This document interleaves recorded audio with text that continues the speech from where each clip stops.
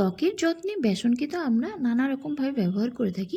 আজকে আমি তোমাদের সঙ্গে বেসনের কয়েকটা রেমেডি শেয়ার করব। তার মধ্যে তোমাদের যেটা ভালো লাগবে সেটাকেই তোমরা ত্বকের যত্নে ব্যবহার করতে পারো। এই গরমকালে যদি তোমরা বেসনকে এইভাবে মাখতে পারো, তাহলে ত্বকের মধ্যে থাকা সমস্ত রকমের ট্যান কিন্তু খুব সহজে দূর হয়ে এই গরমেও কিন্তু তোমাদের ত্বকের মধ্যে একটা উজ্জ্বলতা থাকবে। তো চলো বন্ধুরা, ঝটপট করে দেখে নাও ত্বকের যত্নে 7 দিন তোমরা বেসনকে কীভাবে ব্যবহার করবে। তার আগে বলবো, এখনও পর্যন্ত যারা চ্যানেলটিকে সাবস্ক্রাইব করনি তারা চ্যানেলটিকে অবশ্যই সাবস্ক্রাইব করে রাখো এবং রেমেডিগুলো কিন্তু তোমরা অবশ্যই ট্রাই করে দেখো। আর যে কোনো রেমেডি করার আগে একটু সময় নিয়ে ধৈর্য সহকারে করো, দেখবে আশা করি রেজাল্ট কিন্তু সকলেই পাবে।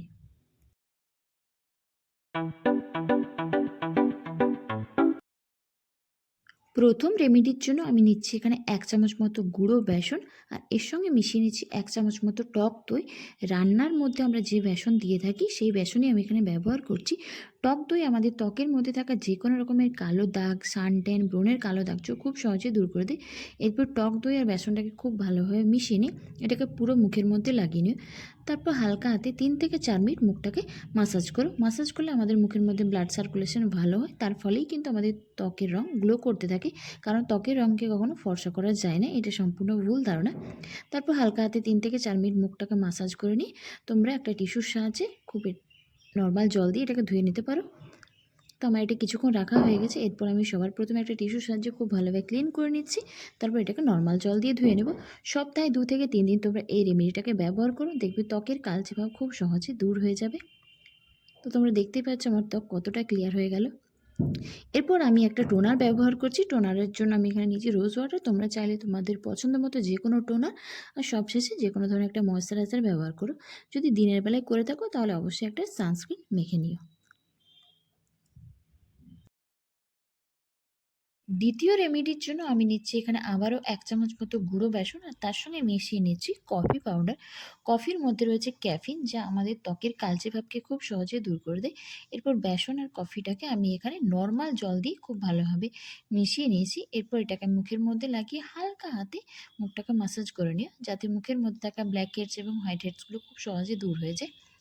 তারপর সেটাকে তোমরা নর্মাল জল দিয়ে ধুয়ে নিলেই কিন্তু তোমাদের মুখের মধ্যে থাকা ট্যান কিন্তু খুব সহজে দূর হয়ে যাবে। এটা কিন্তু ছেলে মেয়ে উভয়ই করতে পারো। আবারও বলছি, সবশেষে যে কোনো ধরনের একটা টোনার এবং ময়েশ্চারাইজার অবশ্যই ব্যবহার করো। যদি তোমরা দিনের বেলায় করে থাকো তাহলে কিন্তু একটা সানস্ক্রিন তোমাদের পছন্দ মতো ব্যবহার করে নিও।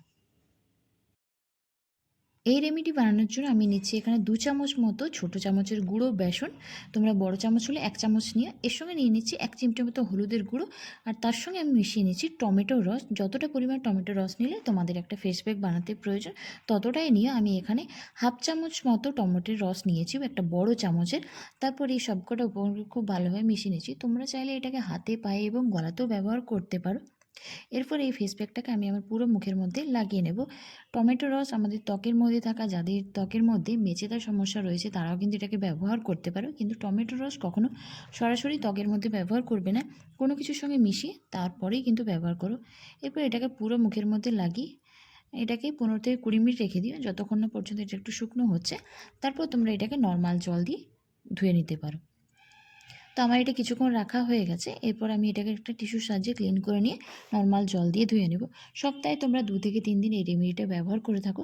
এছাড়াও আমি এর আগেও 2টো রেমেডি দেখিয়েছি, এরপরেও আমি কয়েকটা রেমেডি শেয়ার করব। তোমাদের যেটা পছন্দ হবে সেটাকেই তোমরা ব্যবহার করো। মনে করো আজকে একটা ফেস প্যাক ব্যবহার করছো, কালকের দিন বাদ দিয়ে তারপর দিন কিন্তু করো, রোজ কিন্তু করা উচিত নয়। এরপর সবশেষে আমি রোজ ওয়াটার ব্যবহার করছি টোনারের জন্য। তোমরা তোমাদের পছন্দ মতো যে কোনো টোনার ব্যবহার করে নিও। আর সবশেষে একটা ময়েশ্চারাইজার কিন্তু ব্যবহার করে নিও। এর পরের রেমেডির জন্য আমি নিচ্ছি এখানে আবারও 1 চামচ মতো গুঁড়ো বেসন, আর এর সঙ্গে মিশিয়ে নিচ্ছি আমি চালের গুঁড়ো।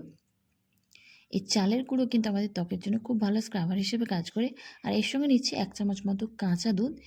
এই বেসন, চালের গুঁড়ো আর কাঁচা দুধটাকে খুব ভালোভাবে মিশিয়ে নিই।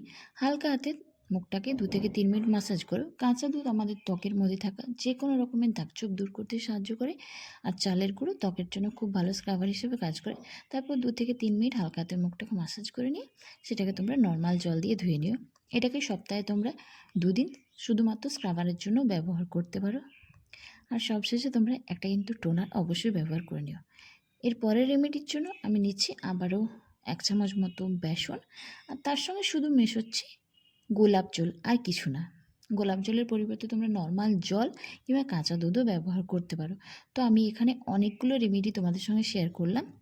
এই গরমকালে তোমরা তোমাদের পছন্দ মতো যে কোনো একটা রেমেডিকে বেছে নিয়ে অবশ্যই ব্যবহার করে দেখো, দেখবে এই গরমকালে ত্বকের কালচে ভাব খুব সহজে দূর হয়ে ত্বকের মধ্যে কিন্তু একটা উজ্জ্বলতা থাকবে। তারপর হালকা হাতে মুখটাকে ম্যাসাজ করে নিয়ে নর্মাল জল দিয়ে তোমরা ধুয়ে নিও। তো রেমেডিগুলো কেমন লাগলো সেটা অবশ্যই নিচে কমেন্টস করে জানিয়ে, আর অবশ্যই কিন্তু ট্রাই করে দেখো।